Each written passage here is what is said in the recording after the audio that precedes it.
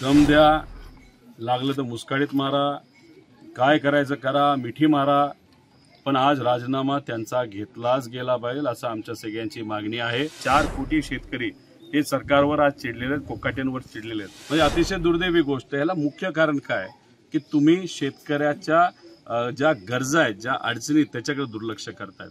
आता तुम्ही विमा कंपनीला नुकसान कमी व्हावं, नाहीतर शासनाचे पैसे वाचावेत यासाठी 4 ट्रिगर जे विमा कंपन्याकडे होते ते तुम्ही काढून टाकले।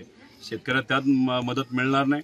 तुम्ही सारखं आम्हा सगळ्यांना सांगताय की 10 लाख टन आम्ही सोयाबीन घेतलं। अहो 50 लाख टन सोयाबीन उत्पादित झालं होतं।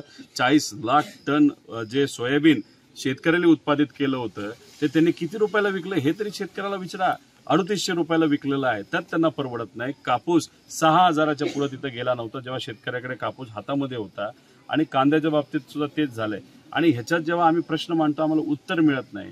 आणि त्याच्यावरच ज्या व्यक्तीवर ही जबाबदारी, जे कृषी मंत्री आहेत कोकाटे, हे मात्र अधिवेशनामध्ये मंत्रीपद असताना तिथं तुम्ही पत्त्याचा खेळ खेळता। इथं शेतकऱ्याचा आयुष्याचा खेळ झालेला आहे। तिथं तुम्ही चांगले कोट घालून तिथं पत्ते खेळता, इथं मात्र शेतकऱ्याचा फाटका सदरा तुम्हाला दिसत नाही। हे सरकार अतिशय फार असंवेदनशील झालेलं आहे। आणि याच्यातच आमच्या सगळ्यांची अपेक्षा आहे की आज जे कोणी कृषी मंत्री आहेत जे आज शेतकऱ्याकडे दुर्लक्ष करतात, तसं तर सरकारच करतंय, पण त्यांचा राजीनामा सुद्धा आज घेतला जाईल अशी अपेक्षा आहे। पण त्यात सुद्धा जर राजकारण झालं, आमच्याकडे आकडा आहे, आमच्याकडे मेजॉरिटी आहे, आमचं कुणी काय वाकडं करू शकत नाही, आमचं कुणी काय बिघडू शकत नाही, ही भूमिका जर सरकारच्या मनामध्ये असेल तर ही दुर्दैवी गोष्ट आहे।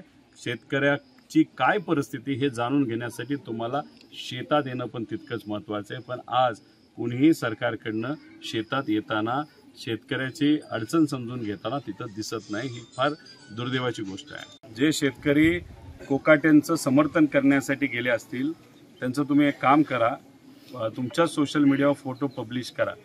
उद्या त्यांच्या गावामध्ये सुद्धा ते शेतकरी जायचे नाहीत अशी परिस्थिती आहे। या महाराष्ट्रामध्ये, संबंध महाराष्ट्रातले 4 कोटी शेतकरी हे सरकारवर आज चिडलेले आहेत, कोकाटेंवर चिडलेले आहेत। आता कुठले शेतकरी त्यांचं समर्थन करण्यासाठी गेले होते माहित नाही, कदाचित लाभार्थी असतील, एवढंच आपल्याला म्हणावं लागलं। तर लाभार्थी शेतकऱ्यांचं तुम्ही ऐकून जर निर्णय बदलणार असाल तर गरीब, सच्चे, प्रामाणिक, शेतामध्ये कष्ट करणारे आणि दुर्दैवाने काही लोक त्यातली आत्महत्या करणारे, त्याच्यात बरोबर आपण जर बघितलं तर त्याच्यात वाट बघून आहेत। 31,000 कोटीची कर्जमाफी हे सरकार कधी केलं ज्याचा शब्द आम्हाला दिला होता। ह्या शेतकऱ्यांचं करायचं काय? त्यामुळे तुम्ही लाभार्थी शेतकऱ्यांना घेऊन तुम्ही नेत्याकडे जाता, मग या गरीब 3-4 कोटी शेतकऱ्यांना घेऊन एकदा जावा, म्हणजे सरकारचा चक्काजाम झाल्याचे होणार नाही। दम द्या, लागलं तर मुस्काळीत मारा, काय करायचं करा, मिठी मारा, पण आज राजीनामा त्यांचा घेतलाच गेला पाहिजे असं आमच्या सगळ्यांची मागणी आहे। त्यामुळे तुम्ही 4 भिंतीमध्ये काय करता, कोणाला काय दम देता? 3दा आम्ही संधी दिली, आता 4थ्यांदा त्यांनी चूक केली।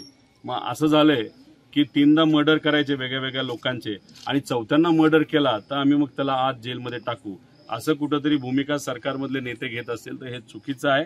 आज खरंच सांगतो तुम्हाला, कार्यक्षम मंत्री तिथं असणं फार महत्त्वाचं आहे।